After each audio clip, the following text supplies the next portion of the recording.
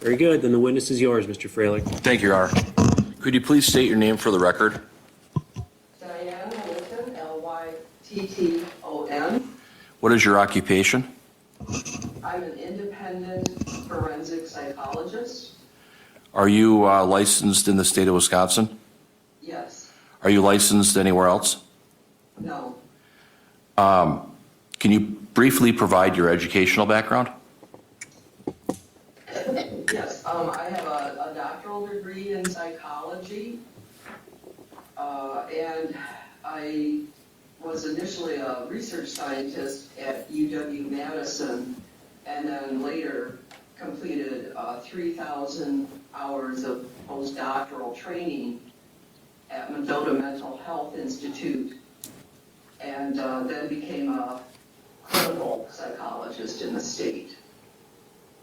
Can you Since 1997, I was hired then at Mendota Mental Health Institute, and left there in 1997 and became an independent forensic psychologist. Where did you go to college? UW-Madison. Well, my PhD is from UW-Madison, and I have a master's degree in psychology from the University of Georgia, and my bachelor's degree in psychology was at a small college in southern Georgia, also in psychology. Was that at Albany State College in Georgia? Yes, it's a historic HBCU college. Could you briefly provide the court with any memberships that you're involved in or associations? Yes, I'm currently a member of the Wisconsin Psychological Association, former board member, and I'm also a member of an international science organization, ISBA, International Society for Bayesian Analysis, and members of 2 subgroups of that organization. Are you also a member of the American Psychological Association? Not right currently. I'm sorry I didn't take that off my resume, but not currently. You were in the past? Yeah, I was in the past. Okay. Now, moving on, could you briefly describe your professional experience? Yes, beginning at when I was doing my 3,000 hours postdoctoral training at Mendota Mental Health, I worked a year on the adolescent male forensic unit, then worked for several years and was hired as a psychologist on the former civil unit at Mendota.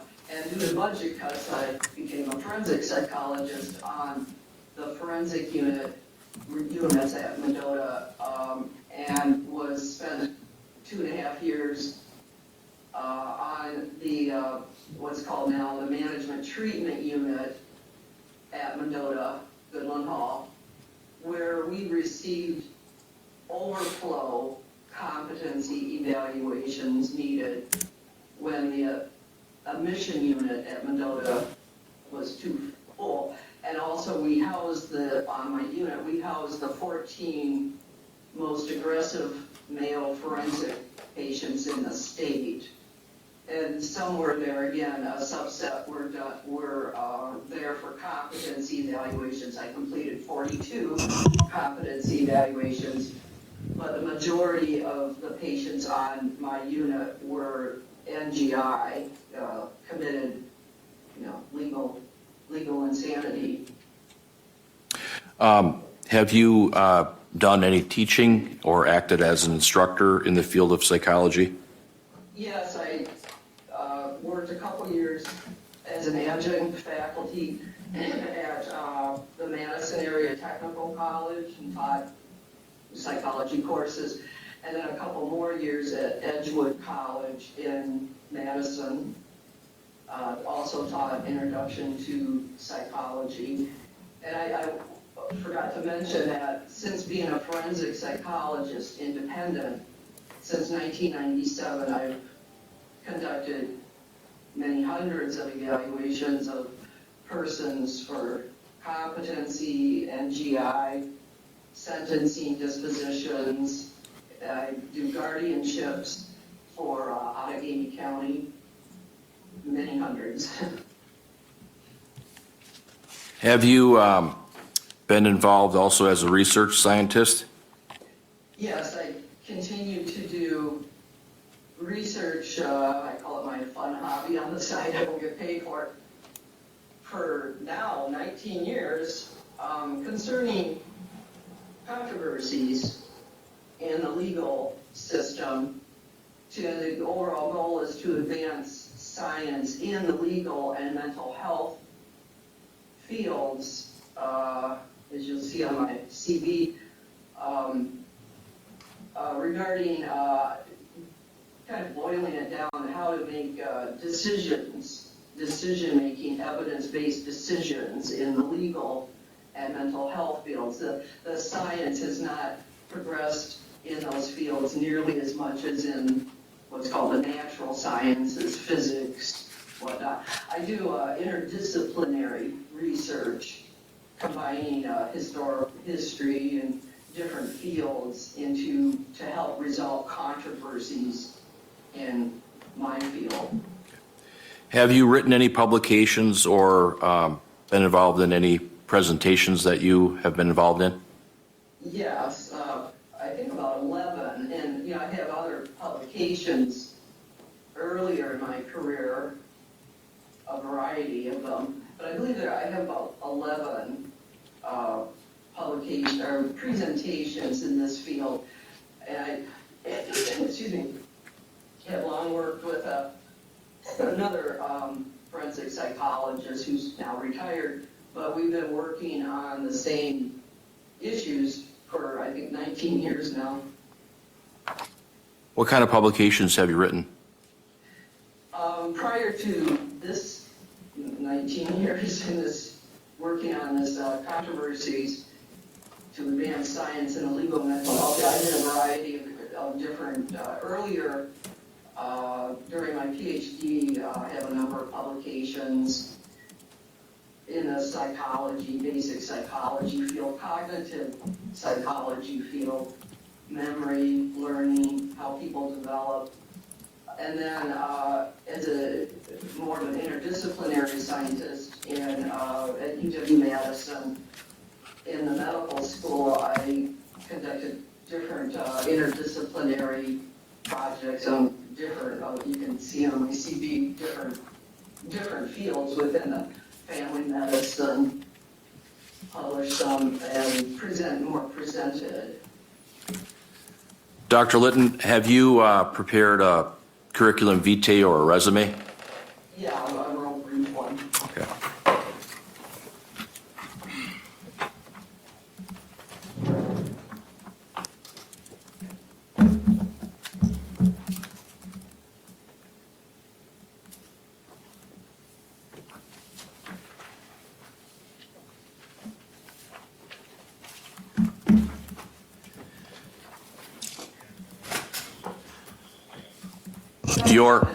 More thing? Well, let me just ask another question.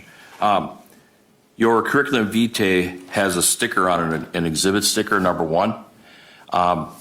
Your curriculum vitae is several pages, correct? Yes. If I indicated to you that it's 5 pages, would that be accurate? That's about right.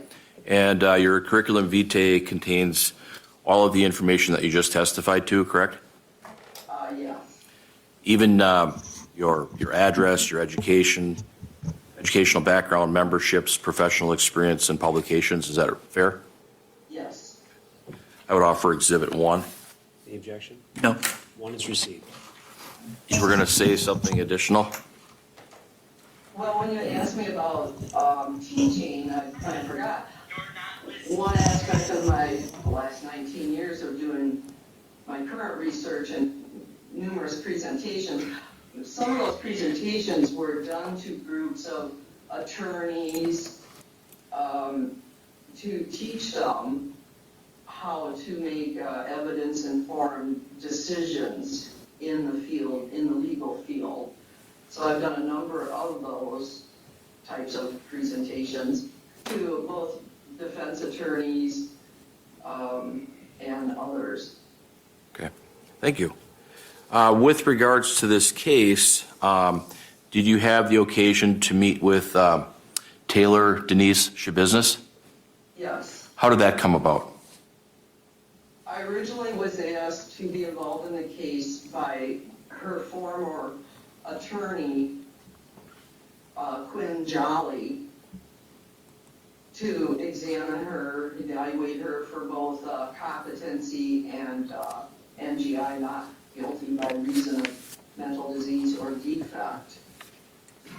And then when he left the case and you assumed the case, then I agreed to work continue on the case for you. Did you initially have contact with Taylor Denise Schabusiness in February of 2023? Yes. Could you describe the contact that you had with her at that time? Do you know the specific date? I'd have to look on my report if that's okay. Sure. Refresh your memory. Sure. I met with her for 3 attempted interviews. The first 2 were in February 7, 2023, and then another attempted interview February 13, 2023. And she refused to talk with me on all 3 occasions, despite after the first 2 attempted interviews, her attorney, Mr. Jolly, met with her.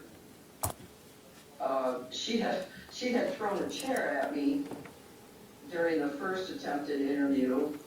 Was that on February 7th of 2023? Yes. Okay, what happened there? This was done in a private conference room at the jail. And she was nonverbal. She was nonverbal during all 3 of these attempted interviews back in February 2023. But the first time she entered the room, didn't greet me, seemed to, she acknowledged I was there, and sat down. We both sat down. And I went through, even though she was nonverbal, wasn't talking to me, she would nod her head. So I went through my consent form with her, explaining the reason for my evaluation, her rights to confidentiality, and so on. And she again nodded that she understood. Then when I started the interview, by my usual asking her date of birth, her race, she then suddenly got up from her chair and yelled and went to the corner of the room, picked up fortunately it was a plastic chair, and then she threw it at me across the room. It did not hit me. She then calmly sat back down, and I rang for the guards, and it took them a couple minutes to get there. Meanwhile, I sat back down too, and then asked her about why she had done that. I did notice her physiological response was bizarre, which she didn't have any after just doing that, being extremely angry, throwing a chair at her evaluator, her defense retained evaluator. She sat there very, no response, just blank face, no physiological response of a person who had just done such a thing. The guards then came in and they agreed that I should terminate the interview. But then as we spoke more with the guards, they suggested, well, I could meet with her in the secured attorney's booth, we call it. So I asked her if she would be willing to talk to me if we moved to the secure booth. And I had to ask her a couple times, but then she agreed, again, nodding. So then I moved to the secure booth. And when she came in, she again remained nonverbal, despite 10 minutes before saying she would talk to me. I did some goofy Dr. Lytton stuff with her to try to disarm her, to engage her, and she just remained nonverbal, and we finally terminated the interview. Then Mr. Jolly met with her twice to ask why did she throw a chair at me. She couldn't really say, but then he met with her twice over 2 days to verify she'd be willing to talk with me. So I returned on February 13, 2023, and at that time, the guard asked my name. The guard went back to her Miss Schabusiness's cell, and she refused to talk to me again. You said there were 3 times that you had contact with her, February 7th, February 13th. What was the other date?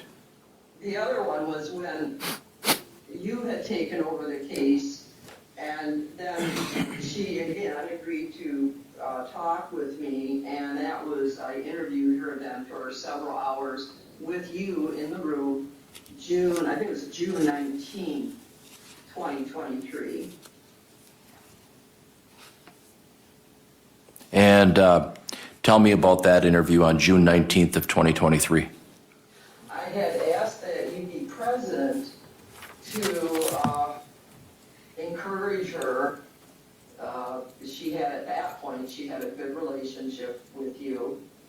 Similarly, she had earlier had a good relationship with Mr. Jolly, who she knew from a prior family connection, which of course changed when several days after my attempted interviews with her in February 2023, that's when she attacked Mr. Jolly in the courtroom, and he left the case.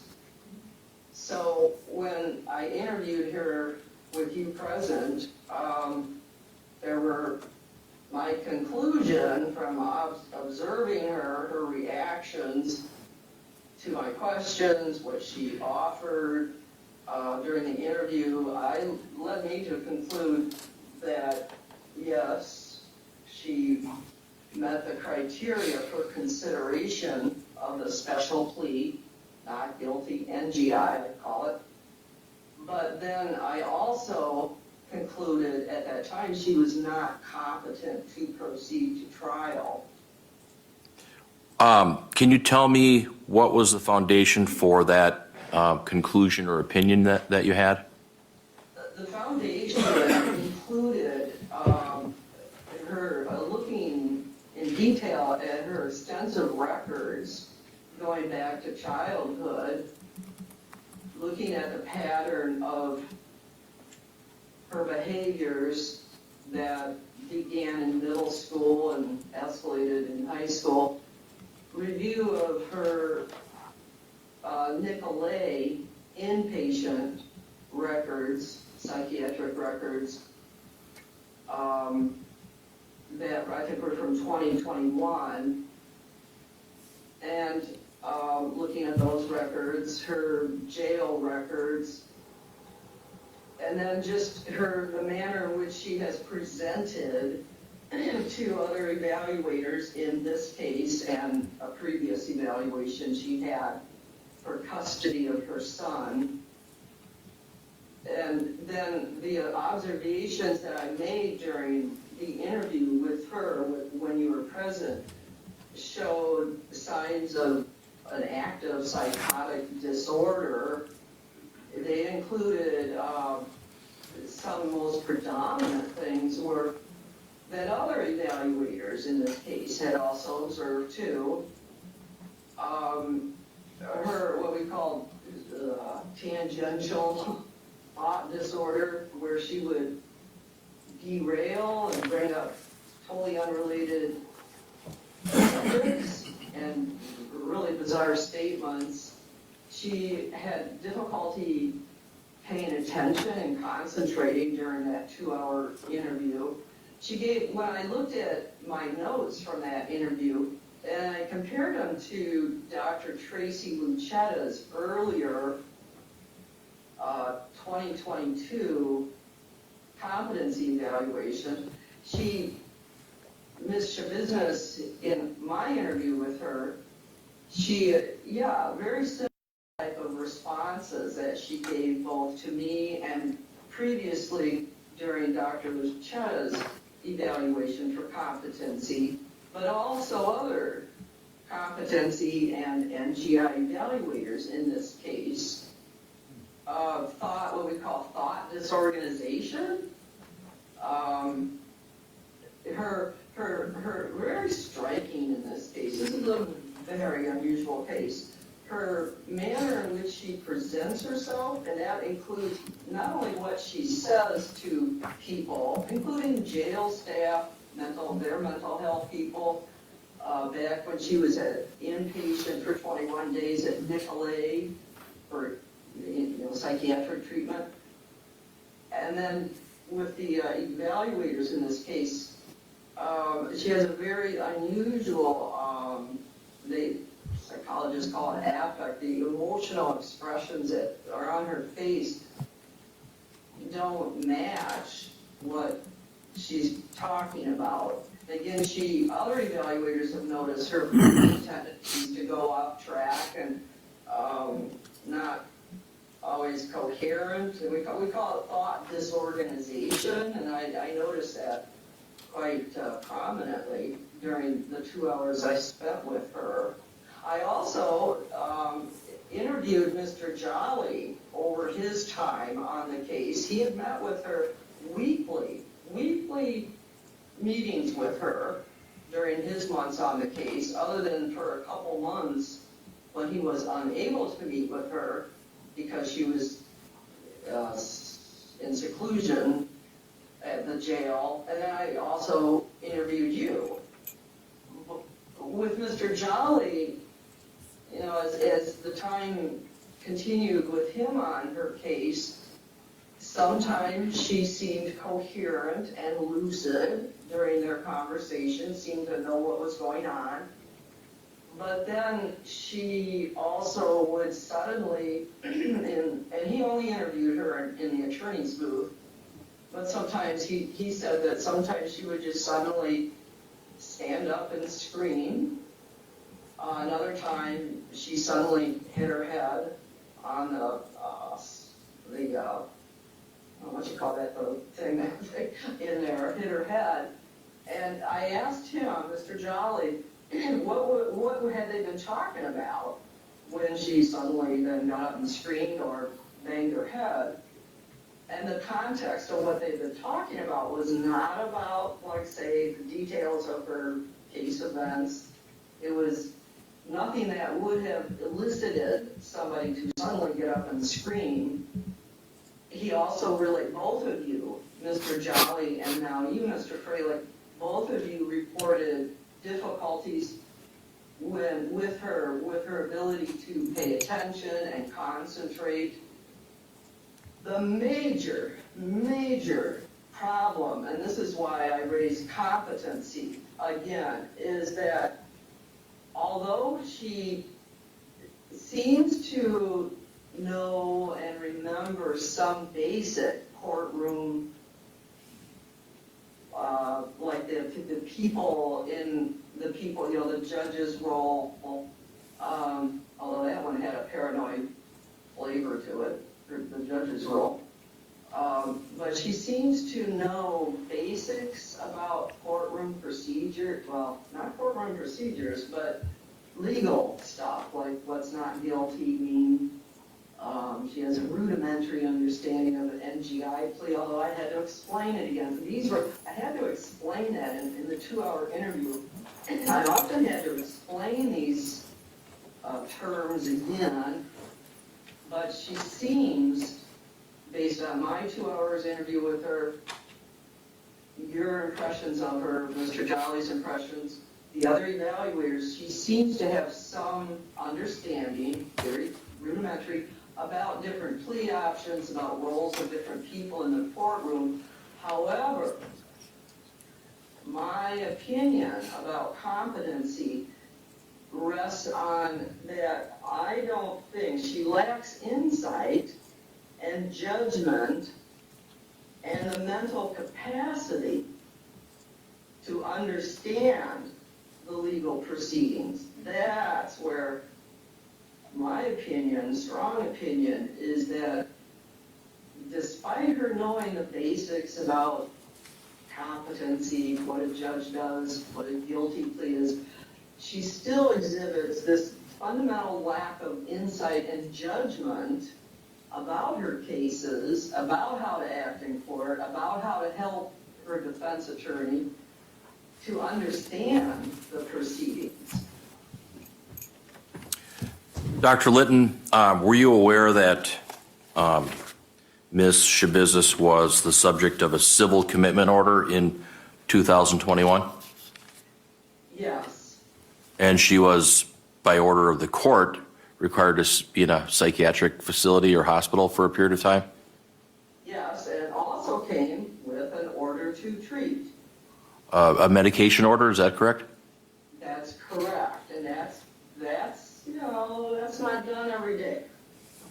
Both a Chapter 51 commitment, which I was involved in many of those when I worked at Mendota Mental Health and subsequently, and then to go, so that's a mental health commitment, but then to go a step further and for psychiatrists to get an order to treat, that's another step, and it's not done very often. So that was very telling, a good piece of evidence that in 2021, she had a mental health commitment with an order to treat. The psychiatrist at that time, this was at Nicolay, inpatient, the psychiatrist had considered discharging her to Bayhaven, I believe, for drug abuse treatment, but they didn't do it. They decided not to do that. So, and then she went off, apparently she went off medications when she was released from Nicolay. Do you know what kind of medications she was on when she was at the Nicolay Psychiatric Center? I'd have to refer to my report, but the medication they used included an antipsychotic medication. She's been on Seroquel. At one point she was prescribed Abilify. These are, and in jail now, she told us that she was also recently prescribed an antipsychotic medication, but she has a history of not complying with taking that medication. Was that other medication, do you know if it was olanzapine?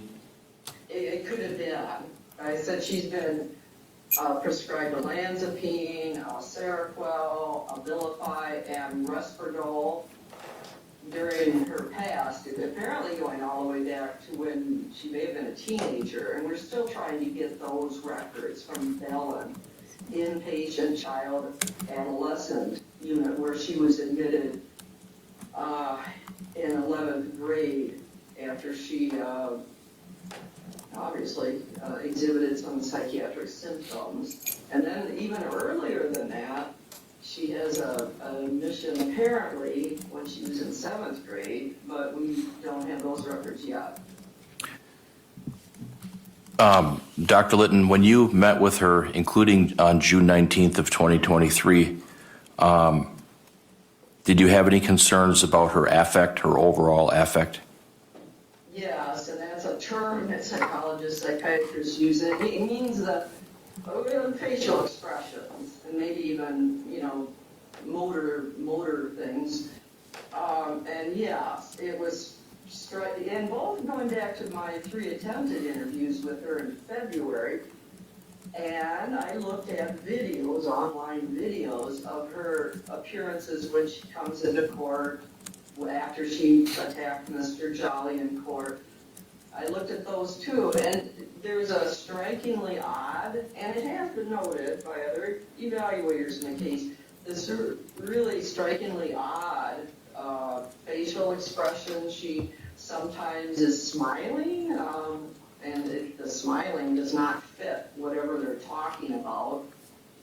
Jail staff have noticed that. It can be very quite rapid in just a day or two, rapid change. But in our interview with her, the 2 hours, I noticed the same thing, that her facial expressions were not consistent with what we were talking about,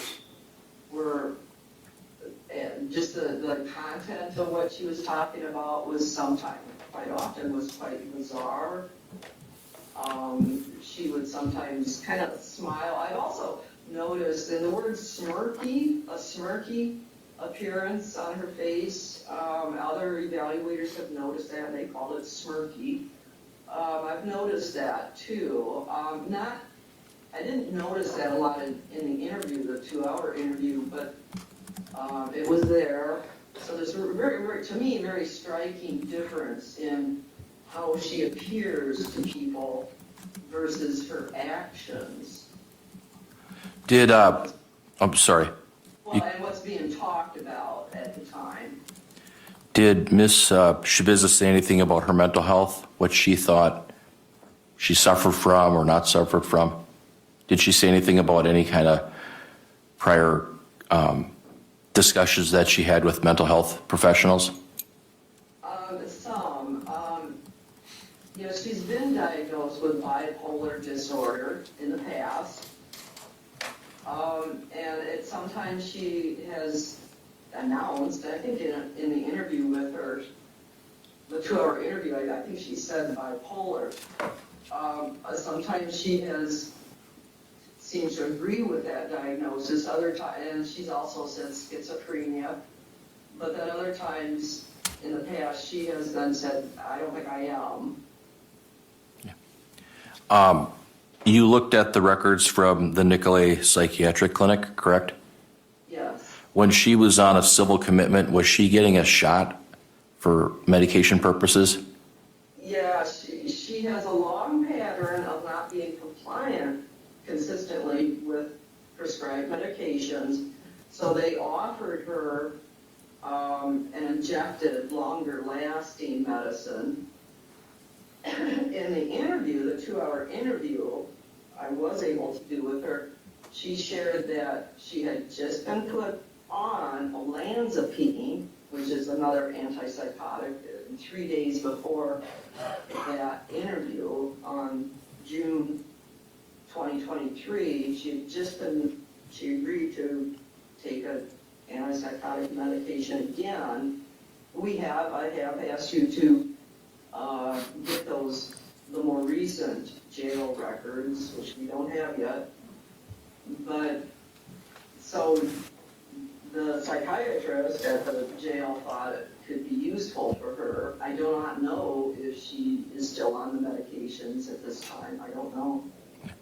Did you assess Ms. Schabusiness's memory? And if you did, what comments do you have about that? I did that informally. I didn't administer any tests, but her memory for both remote events in her life, her memory for more recent events, did indicate some gaps in her memory and problems with her memory.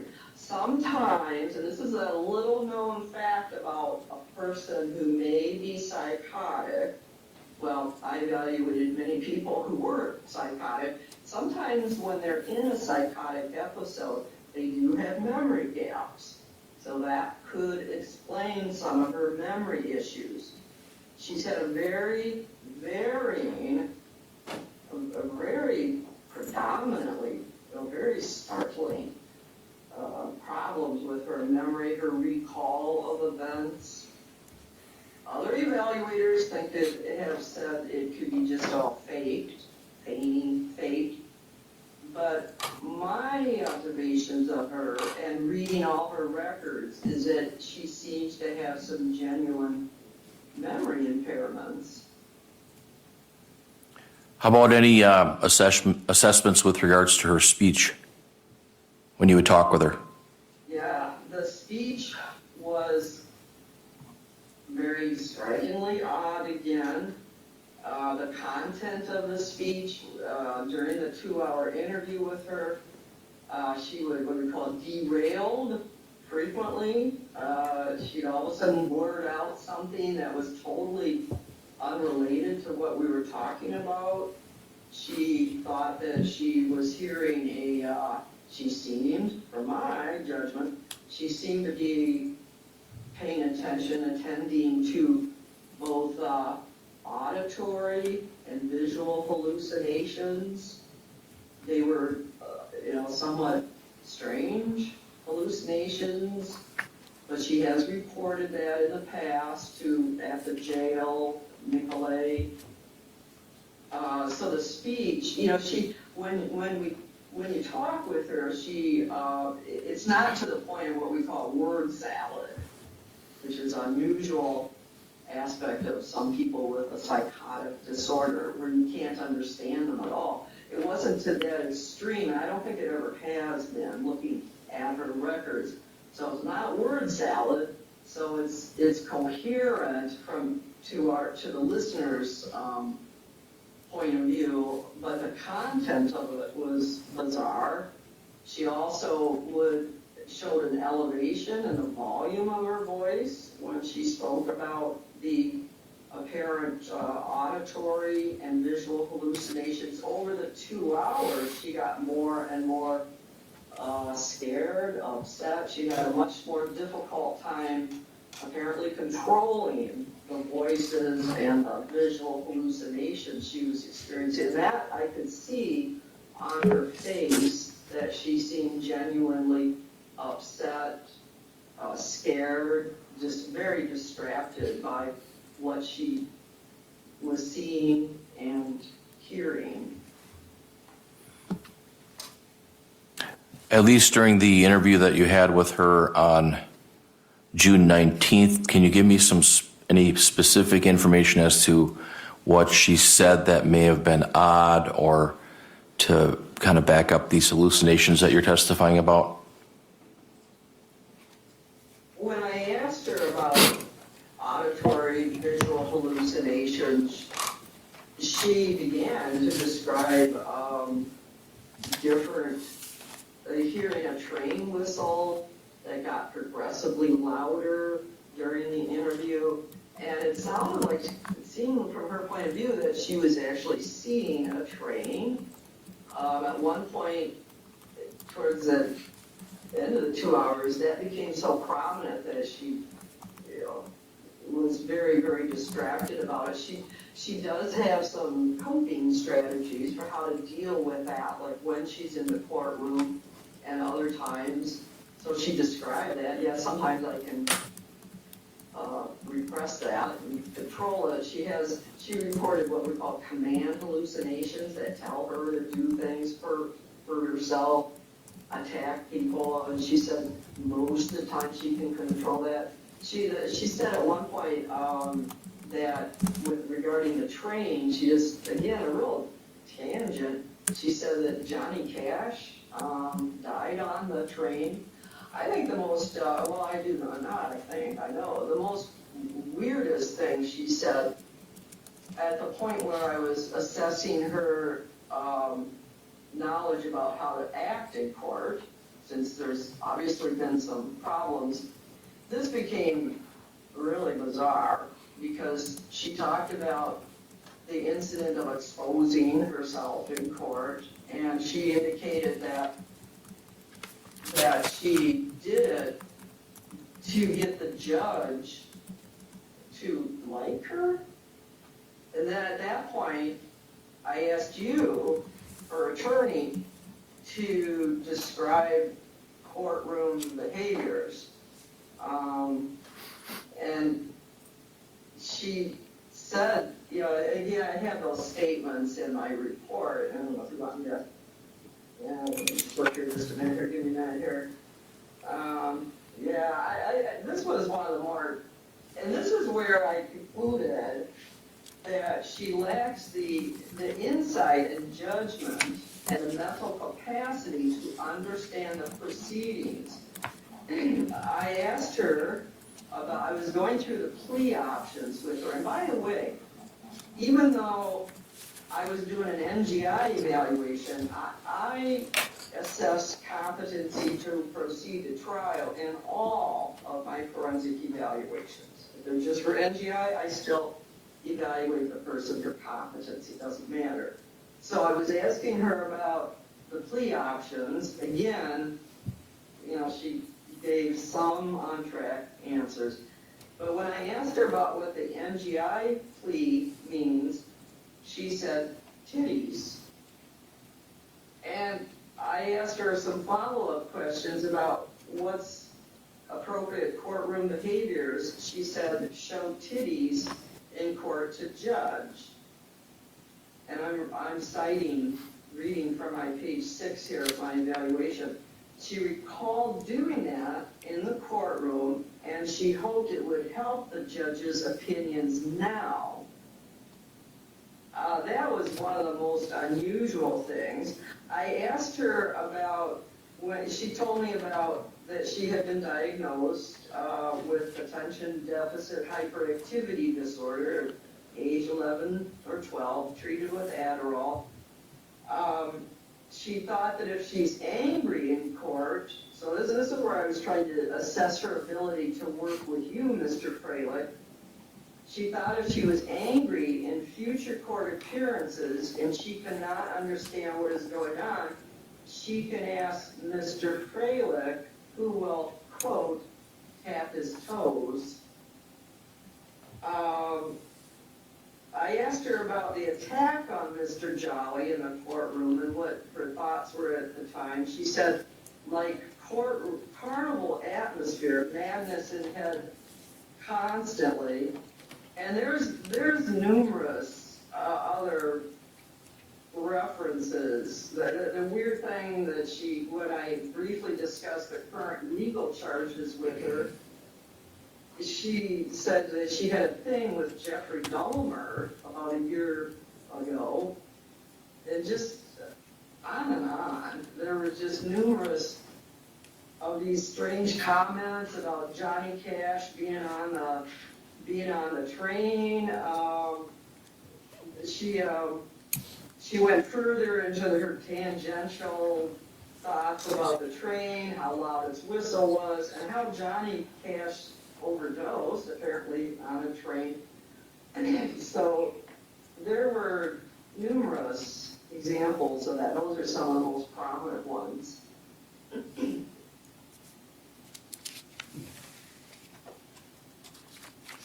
Were you, as part of your evaluation, did you talk to her about alcohol or drug use or abuse?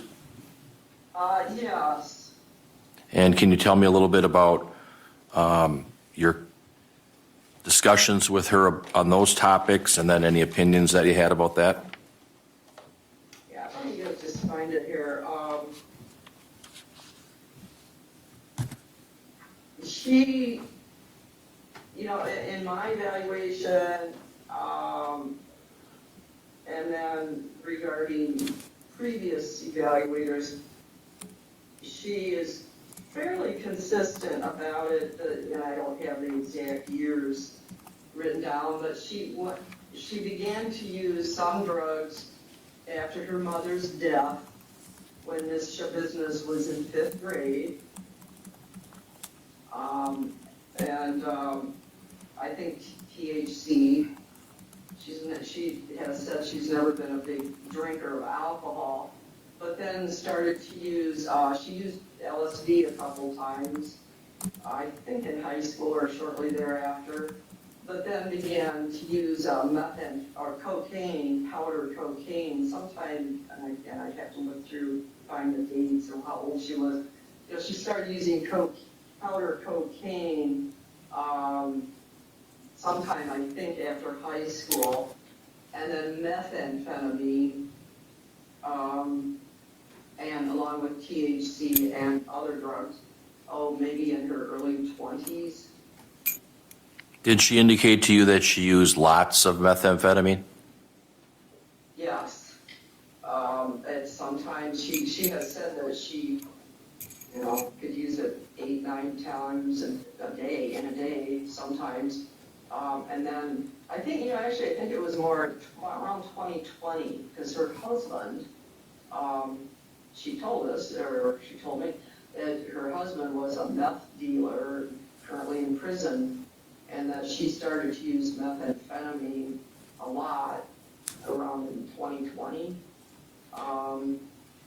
And she's had some drug treatment, but then left. She didn't finish drug treatment. Did she describe how the methamphetamine would make her feel? Yes, and this is unusual, a little counterintuitive, but she said it made her, that methamphetamine was the only thing that helped her thinking and brought her down enough to be able to think clearly. And interestingly, sometimes in a person with a psychotic mental disorder, sometimes the illegal substance has a paradoxical effect. I've encountered this in a couple other evaluations. As I kind of give an example of a person with attention deficit disorder with Adderall, which is the stimulant prescribed to treat ADHD, which she does have and has been prescribed Adderall in the past. And Adderall is a stimulant, and so you wonder, why would you want somebody who has attention deficit hyperactivity to be more stimulated? It has a paradoxical effect with people who have ADHD, and it actually helps them to be less agitated, less up. Well, similarly, with people with a psychotic mental disorder, sometimes a stimulant drug like methamphetamine can act, or LSD. I've encountered this in a handful of other cases where the person with a psychotic mental disorder, this is very similar to what Ms. Schabusiness has reported.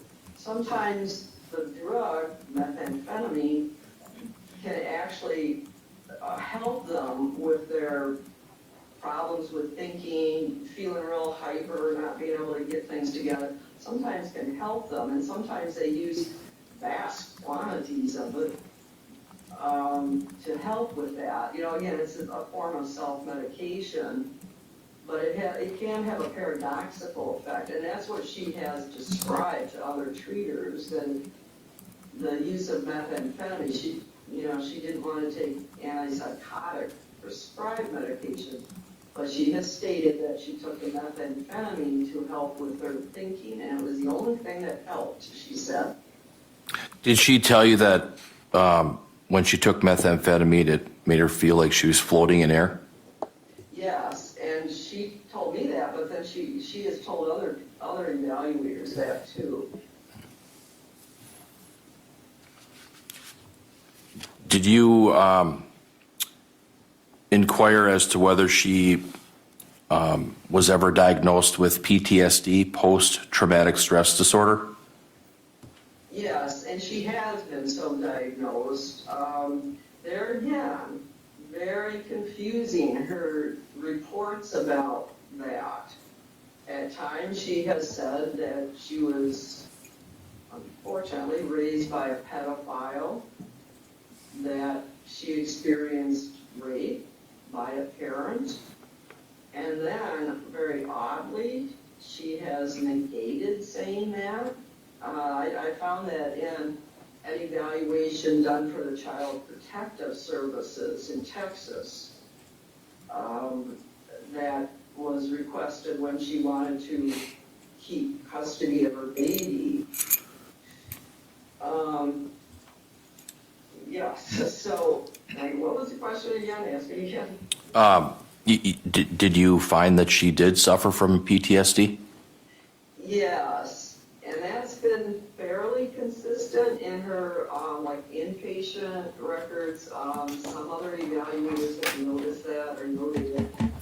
I asked her point blank about the effect her mother's death had on her, and she reported, a tremendous impact and PTSD. But then also I asked her about just a routine question we ask is about head injuries, physical and sexual abuse, and she reported that her spouse hit her on the head several times at least. She never pursued legal charges. So definitely I would say she has PTSD and still does have PTSD, and it's caused her a lot of problems and consternation and fear.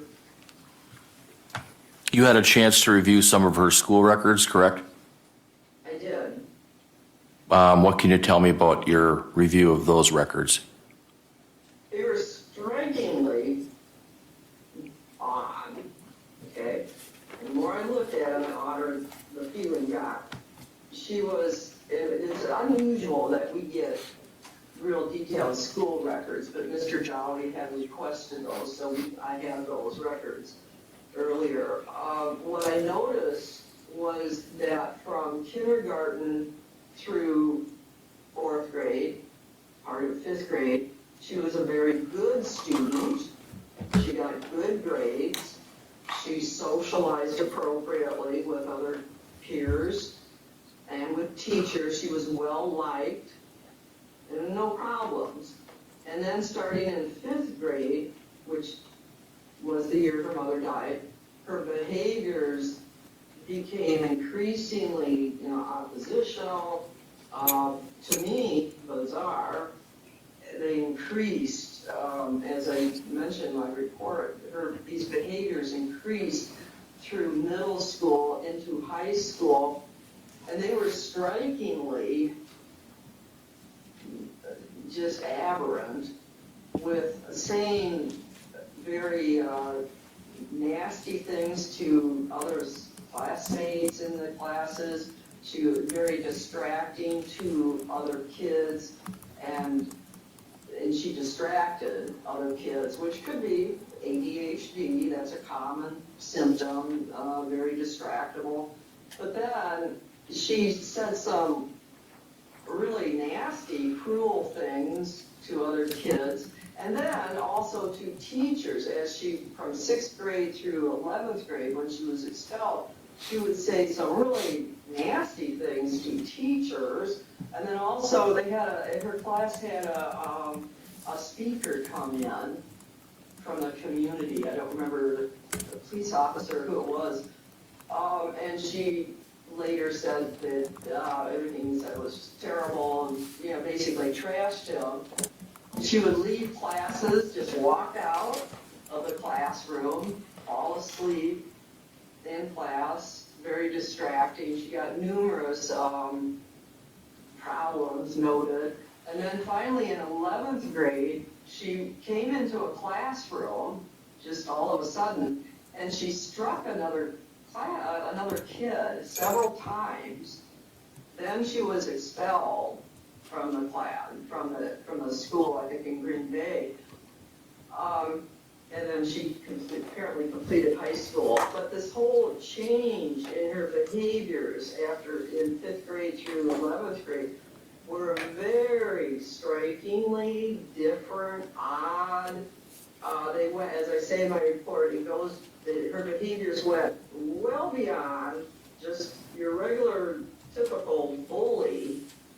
It really struck me, and I began to, when I saw her adult inpatient records, her behaviors at the Brown County Jail, the other evaluations in this case, her earlier cases involving battery and stuff like that, she kind of putting it together, I began to wonder, well, what do we got going here? Did she have some other issues that started, the mental illness that she has now, did that start in 5th, 6th, 7th grade and get progressively worse? I have also, frankly, have considered the possibility of some neurodevelopmental issues. I don't know how much she has been evaluated for that possibility, but I certainly now recommending both, as I did before, and as Dr. Lucetta did, I'm certainly recommending further inpatient assessment and neuropsychological testing, and then referral to a neurologist and possible further evaluation just to rule out that there's something else going on here. Neural development, some kind of organic problems, because things just, the whole picture of her doesn't quite add up. Were you concerned about whether or not she's got an organic brain injury? Yes. Can you explain that a little more? Sure. It's like we talk about MDs, medical doctors talk about when a person presents, and they're taught this like first week in medical school, when a patient comes to a physician, you look for horses first. In other words, the most common explanation for the patient's symptoms versus zebras, really much less common explanations of a person's behavior. So in Miss Schabusiness's situation, there are some obvious things that would be considered the horses. First, bipolar disorder, which she has been diagnosed with. Dr. Lucetta considered the obvious methamphetamine-induced psychotic disorder, which seems much less likely now that she's been off methamphetamine for over a year. So we look at, okay, bipolar, she's already been diagnosed with bipolar, so some of her symptoms could be that, and her symptoms do seem to fit that. However, as you hate to look at the zebras over here, the less common things, but when I look at her this very weird, odd presentation that she has exhibited with me, with jail staff, back when she was inpatient, as a child, as an adolescent, it made, you look at the zebra would be some neurological, neurodevelopmental issue. She was diagnosed apparently as a child with ADHD, but is there something else going on with her in her brain that could possibly help to explain her very, very aberrant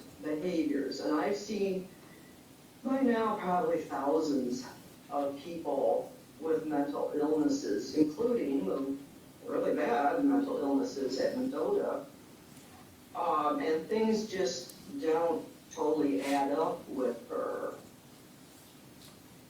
Or just to say, just the kind of the horse diagnoses, the bipolar or some schizophrenia, there seems to be, when you look at her whole history and the way she's presenting now, there seems to be something else there. So I would recommend at this point, I don't know how it can be done unless it's inpatient, a thorough neuropsychological evaluation. Did you consider recommending an MRI of her brain as well as part of the testing? Yeah, I'm not a medical doctor, so that has to be done by a psychiatrist or a neurologist, but they are a board-certified psychiatrist who's also a board-certified neurologist, simultaneous. So that would have to be recommended by a psychiatrist. Usually, after neuropsychological evaluation and testing is done, that's usually the order it's done. I did mention to you, Mr. Freilich, that if we're able to get her childhood and adolescent inpatient records, you've asked for the Bellin child adolescent psychiatry inpatient records from when she was in 11th grade, but there's also, she has reported earlier that she was admitted to a psychiatric facility when she was in 7th grade. If we can get those records, which I hope we can soon, then she may have had those screening tests when she was younger. We just don't know. But at this point in time, I would recommend thorough neuropsychological testing as a first step. And then her psychiatrist would have to take it from there, whether or not he would recommend an MRI just to make sure there's not some kind of a developmental disorder, neurodevelopmental disorder that could possibly account for some of her odd presentations. So So that's what I would strongly recommend at this point. Go ahead. The other issue, I keep going here a bit, is this is also beyond a very interesting, very, very complex case that I recognize from day one.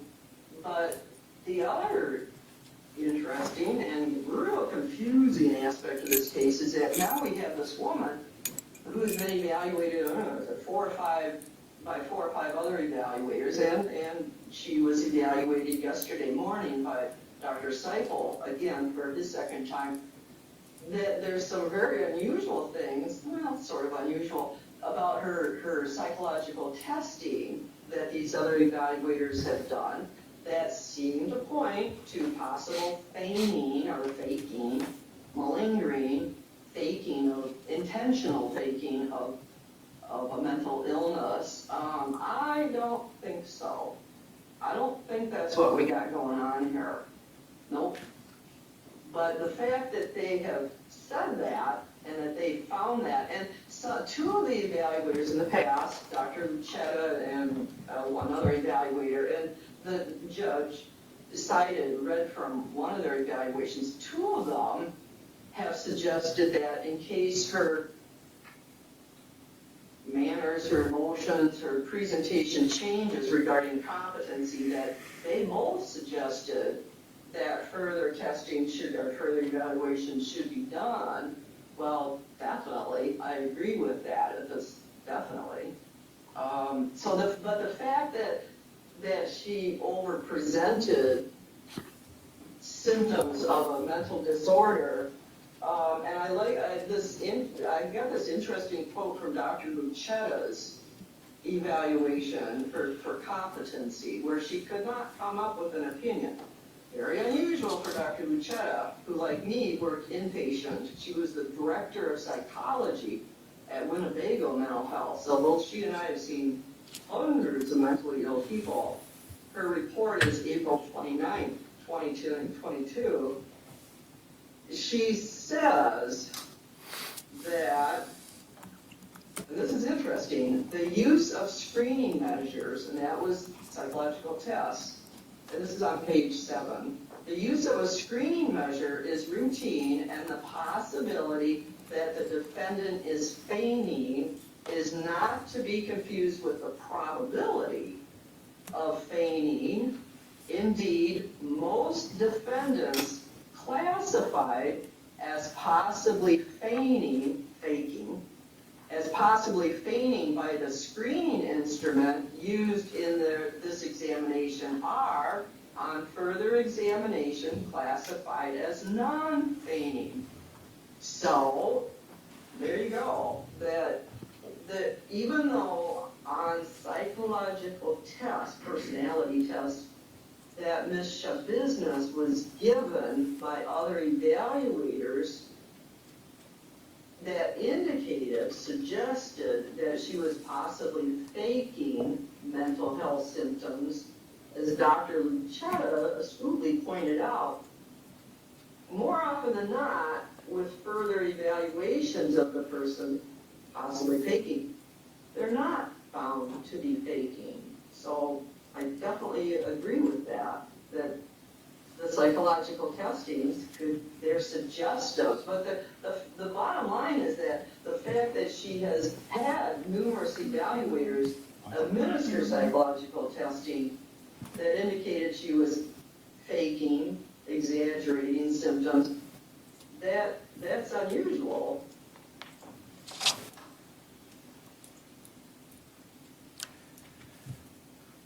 Ms. Schabusiness has been evaluated by multiple doctors, multiple professionals, correct? Yes, both for the current case and then by many other mental health, both inpatient treaters in the past. And at least with regards to this case, have you reviewed the other doctors' reports? Yes. Did any red flags come out and present themselves to you with regards to your overall review of all these evaluations? Yeah, there was a lot of red flags, and some of them I've already mentioned. Again, this a red flag is when a person is given a, psychological testing and there is some evidence of feigning, exaggerating symptoms, that's a red flag. In other words, it doesn't mean they're wrong. Is it a red flag that doctors have different opinions? Yes. And then the striking Dr. Lucetta's evaluation where she could not form an opinion and recommended inpatient evaluation.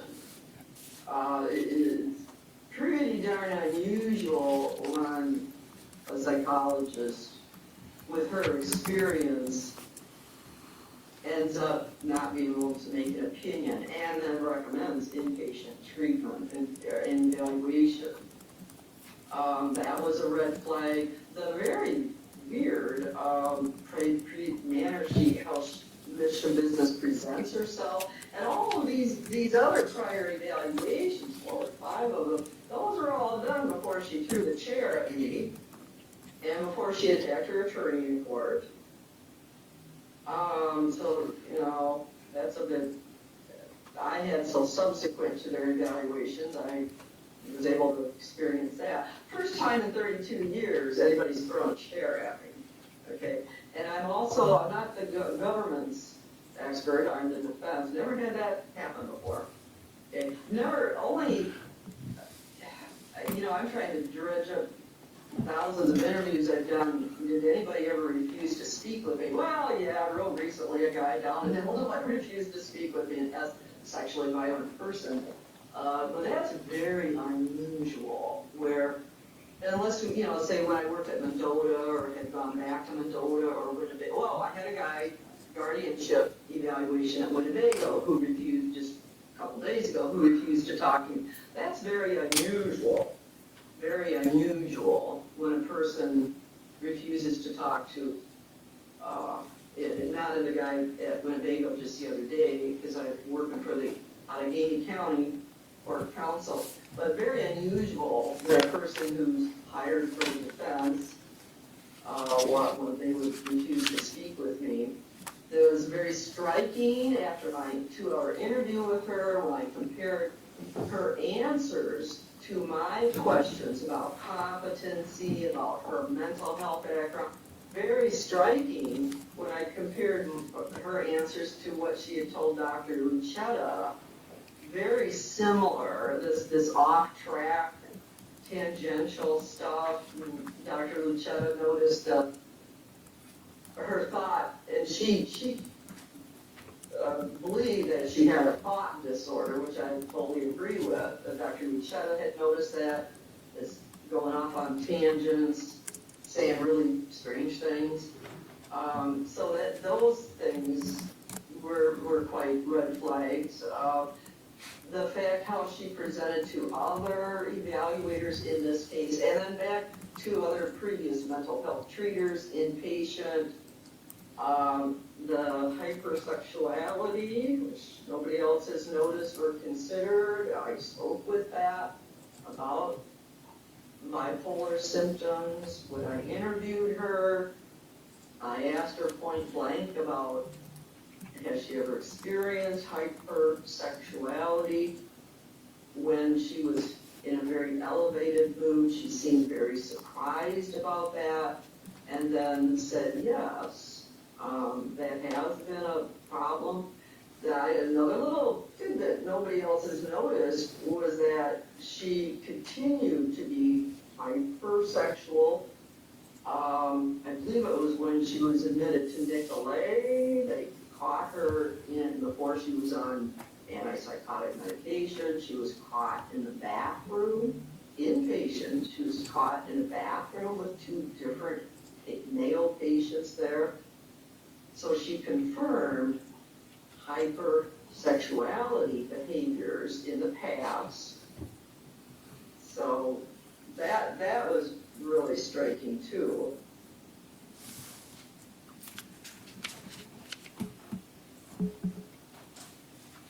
You talked to her about her drug use, correct? I believe so. I'd have to look at I believe we covered that. And it's been covered in pretty detail with the other evaluators. and in her past admissions to inpatient treatment. And she's been pretty consistent with and forthright about her drug abuse. Yeah, she admitted to working as a prostitute in 2020 in exchange for methamphetamine. She told me that around that time, she snorted much cocaine and then had impulses that, quote, drive me insane, could not understand, hard to deal with, act out. She described a feeling like floating in the air when she used methamphetamine. Did you consider whether or not her drug usage may have caused brain damage? Unfortunately, it is something, and again, that's one of those zebra things, that most people who use illegal drugs don't end up with brain damage. However, one of the first drugs she ever used as a child and early adolescence was marijuana, which we know in a subset of kids who use marijuana as a kid or teenager, it can be associated with triggering a psychotic mental illness like bipolar or schizophrenia. And we don't know why exactly, but that's possible. So that's one thing that possibly happens here. A person who has maybe a genetic predisposition to a psychotic mental illness, who then uses marijuana during the time their brain is developing, it is associated with somewhat more likely to develop a psychotic mental illness. So that's a possibility there. But then just the whole complex of this case, the complexity of this case, just strongly suggests we need an inpatient. This is a person, in my opinion, has fallen through the cracks, which I don't like to see, from a mentally ill person with a documented mental health history of serious psychotic mental illness. It possibly has fallen through the cracks into the legal system, which is not good. The criminal justice system. Did you Is it methamphetamine? That's another concern I had, or issue. Methamphetamine use, heavy use of drugs like methamphetamine, that can cause, and again, zebra thing here, very unusual, but that can cause brain damage too. But again, we're now a year beyond any use of methamphetamine or other drugs, and we still have those symptoms. Poor memory, poor concentration, auditory, visual hallucinations, tangential thinking, a thought disorder. So what is it? Is it just bipolar or some schizophrenia? But it just all doesn't quite add up. Dr. Lytton, did you prepare a report for this case for Taylor Denise Schabusiness? Yes. Was that dated July 3rd of 2023? Yes. Was that on your letterhead? Yes. And where is your office located? Oshkosh. Oshkosh, Wisconsin? Yes.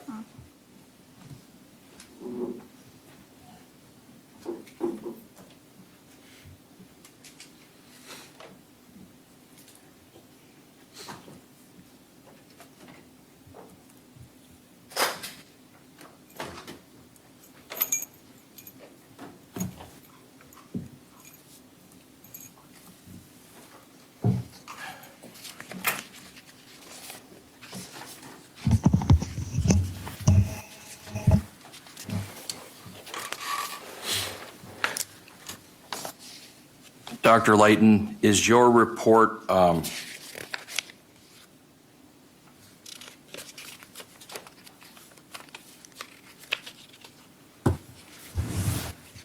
9 pages? Yes, Did you sign it? electronically, Okay. And it is dated July 3rd of 2023? yes, I put a sticker on it, exhibit number 2. You believe that all of the commentary that you provided today is part of your report yes. for exhibit number 2? Any objection? No. 2 will be received. Is your testimony to a reasonable degree of psychological certainty? Yes, And do you have an opinion as it relates to the issue of competency for Taylor Denise Schabusiness? yes. What is your opinion? My opinion in this case is that she's not competent to proceed to trial. Basically, on the basis is that she lacks insight and judgment and the mental capacity to understand the proceedings and to assist in her own defense.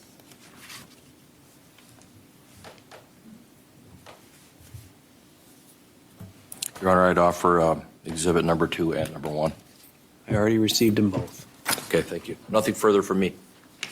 Cross-examination. Doctor, can you hear me okay? Yes, All right. So you've been retained by the defense in this case, right? yes, Is it fair to say the majority of your work is done in 980 work? no. Okay. So for instance, With many guardianships for Allegheny County and a variety of other evaluations. So probably not, maybe half and half, maybe. okay. So with respect to the publications and presentations you've listed in Exhibit 1 here, it looks like all of them since at least 2010, 2009 are in the area of sexual predators and 980 work. Does that seem accurate? Well, superficially, because of it's just an example, a very interesting example, where, and again, we're talking about sexually violent person predator evaluations. It's just a thing I stumbled into that field back when we got our law in Chapter 980 law in 1994, and I was working at Mendota, and we all had to do those evaluations. Then right away, controversies started up about how do you do those evaluations, and the controversies just continued. So it's only an example. It's a tiny, tiny little field within the legal matters, the SVP, but it's just an example, convenient for a scientist. Okay. To use it to further advance science. So it's like an example of a very controversial area where science is totally derailed. So it's just, I've used it as an example, and my main colleague, and we have a whole bunch of international allies helping us on the research too. So we just use it as an example of the controversies for education, to advance science in the legal and mental health field. So again, the question was, I mean, the publications that are listed in Exhibit 1 here deal with sexual violent predator commitments. Is that fair to say?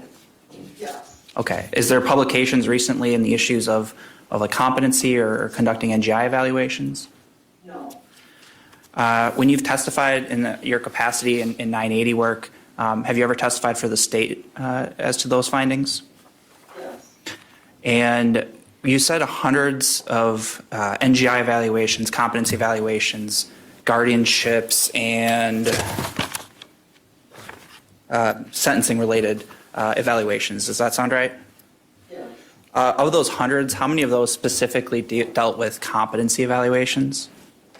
Every forensic evaluation I do, and that's all I do now, every one, I evaluate the person's competency to proceed to trial. Now, in setting aside the SVP, sexually violent predator or person, and in federal courts is the Adam Walsh Act, and I testified in those, and I'm directly acquainted. Doctor, if you could just try to focus on the question, okay? Because I understand you have ranges of experience, but we're not in federal court, so we're not dealing with the Adam Walsh Act or anything of that nature. Just try to focus on the question, okay?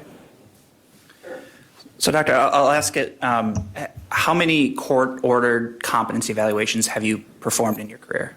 I don't know. I had to count them on. I don't know. Okay. Many. Many? Are we talking a dozen? I did 42 while I was at Monona Mental Health Institute. I've done hundreds of evaluations for competency since 1997. Okay. And those are hundreds of court-ordered competency evaluations since 1997? Some of them were court-ordered NGIs, some were court-ordered, or not court-ordered, but some were for the defense attorneys for sentencing disposition. Okay. So then I want to ask about your evaluation with Ms. Schabusiness, and that was June 19th of 2023, right? Yes. The interview that formed the basis of your current report, I should say. You previously interviewed her in February, right? Right. Okay. Sure. So on June 19th, during your interview with Ms. Schabusiness, did you ask her about various roles of the judicial actors during a criminal case? Yes.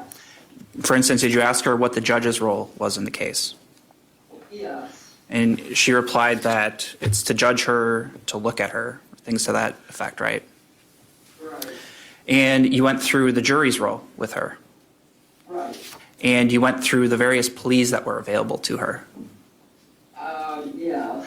And did you ever talk about, like, did she have an awareness of what she was charged with? Yeah, but she does, both with me in my interview and then with other evaluations. She does know what she's charged with. And not only, what she's charged with, but like the substance of the allegations. Did she appear to have an understanding of that too?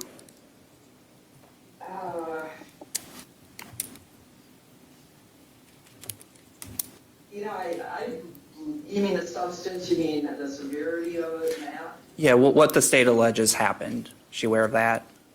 Yeah, we did not go into big, major detail about the case events, but she seems to be aware of she knows what she's charged with. That's consistent throughout my interview and the prior interview. She knows what she's charged with. She seems to, not in my interview, but other people's interviews, she seems to recognize the seriousness, misdemeanor versus a felony. And Attorney Freilich was with Ms. Schabusiness during your contact with her on June 19th, right? Yeah. Did she have an awareness of who that person was? Yes. And there were times, I think you talked about, where they would confer and Attorney Freilich would talk to her about certain things that you were talking about? Only when I invited him to do that. He remained silent for most of, other than the initial interview to set her at ease. And she seemed responsive to that. But other than that, he didn't interject anything. Sure. Other than when I asked him to explain to her appropriate courtroom behaviors. And I think I may have asked this, you kind of touched on the various plea options, not guilty, NGI pleas with the defendant. Yeah. Did you talk through like what those various things mean in terms of what the consequences of various pleas are? To some extent. Again, she had an increasing problem with being very distracted, inattentive. And I was a little surprised during just the plea options that she still seemed pretty hazy about them, even though she had been explained them before. With say the NGI plea, she didn't seem to understand what happened if you're found NGI. But I explained the bifurcated trial, and she appeared familiar with it. To some extent, but again, I had to explain it all to her again, which is unusual because she had that explained to her by, 3 other evaluators. When you explained those topics and concepts to the defendant, did you then ask, to see if she had the capacity to retain that information? No. You didn't ask that? So, at that point, I mean, during the whole interview, she was distracted, and by that point in the interview, she was very distracted by apparent auditory hallucinations, visual stuff. So I didn't go back in each of those areas to see if she retained the information. And again, this interview was June 19th, right? Right. So you were aware about 6 days before your interview with Ms. Schabusiness, there was a day-long motion hearing. Were you aware of that?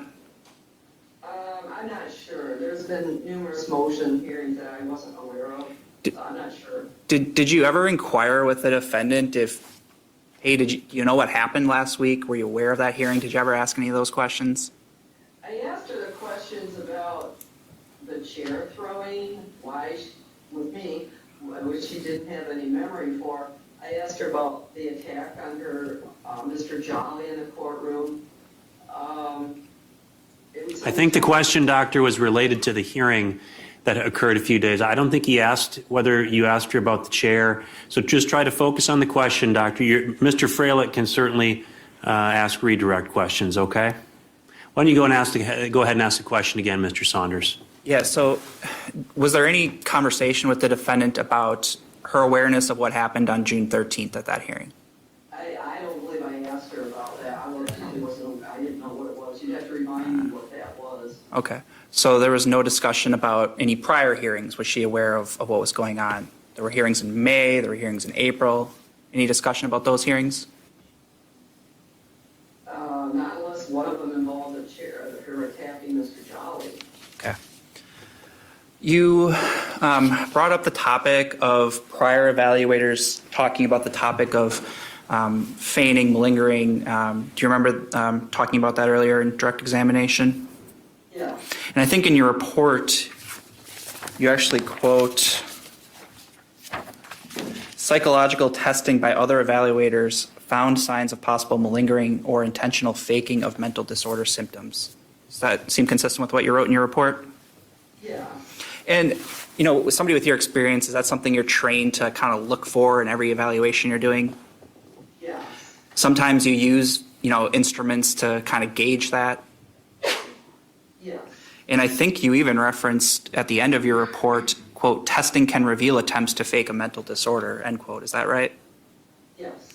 And so what attempts and instruments did you use in this case to determine if the information Ms. Schabusiness was telling you was feigned or a false narrative? I did not do any formal psychological testing with Ms. Schabusiness. And I think you did mention on direct that sometimes those screening measures can be utilized to help with that, right? Oh, yes, definitely. Yes. And there's none that you utilized in this case. No.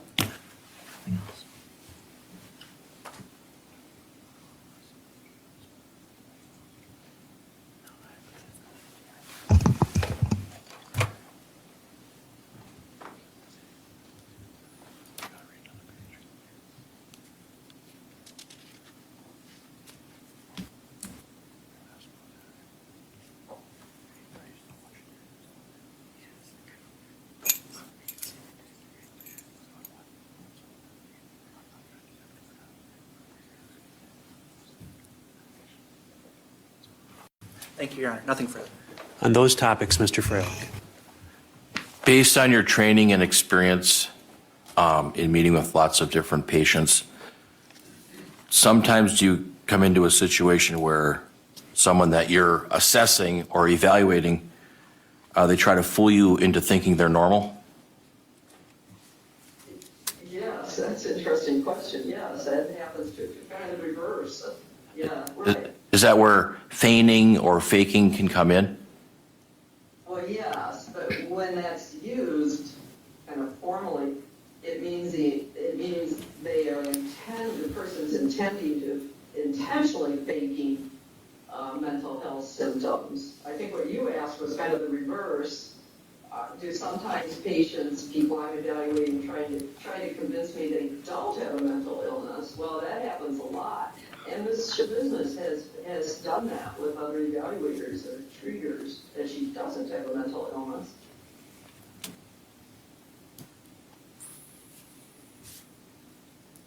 when the prosecutor was asking you questions about whether Ms. Schabusiness talked about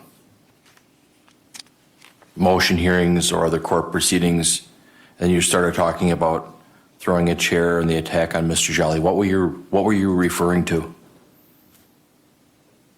I don't remember what the hearing was that she threw the chair, or rather when she attacked Mr. Jolly. I think that was for a competency motion, but I guess there's been 5 competency hearings so far in this case.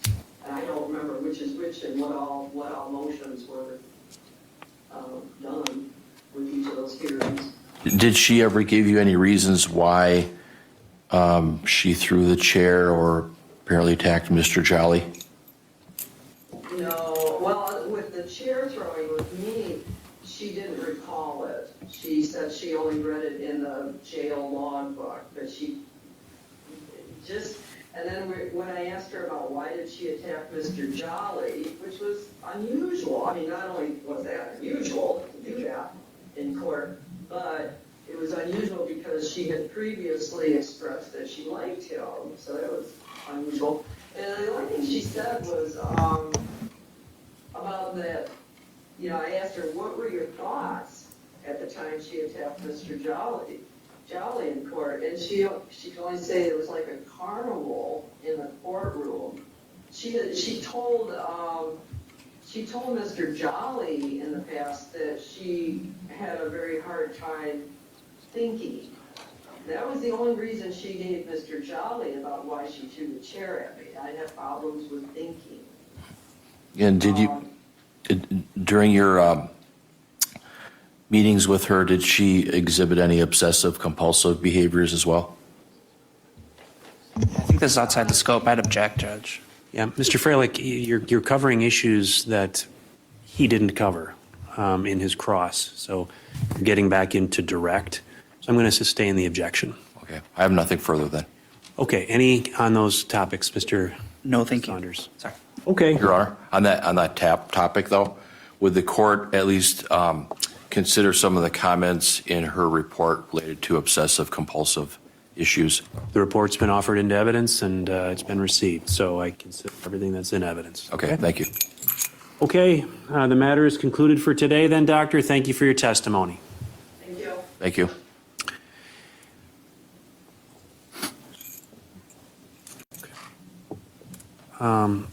Before we break for the day, there's just a couple of topics I wanted to address.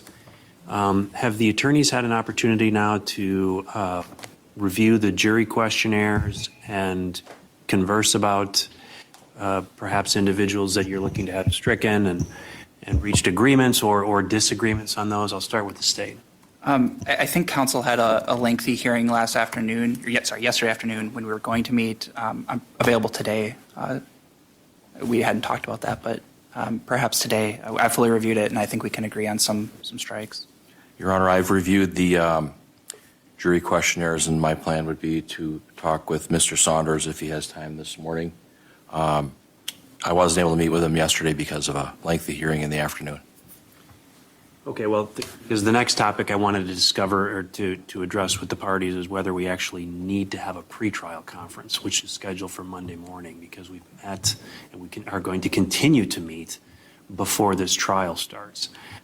And so just reassembling for no particular purpose is something I want to avoid as much as I can. On the other hand, I don't know if that's something that either the attorneys are prepared to weigh in on. Mr. Saunders? I can't think of a reason to keep it on at this point, so I don't have an objection to that. Mr. Freilich?